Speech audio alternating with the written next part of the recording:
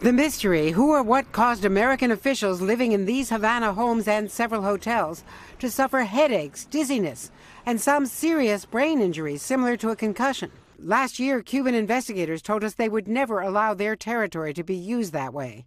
But now Russia is the leading suspect, NBC News has learned, according to 3 U.S. officials and 2 others briefed on the investigation. Evidence, they say, backed up by highly secret communications intercepts collected during a lengthy and ongoing investigation involving the FBI, CIA, and other agencies.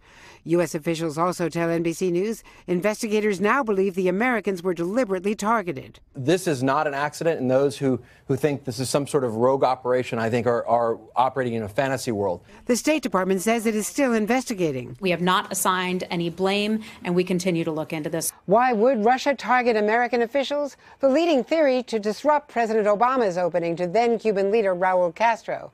No comment tonight from the Cubans or the Russians. Hey, NBC News fans, thanks for checking out our YouTube channel. Subscribe by clicking on that button down here, and click on any of the videos over here to watch the latest interviews, show highlights, and digital exclusives.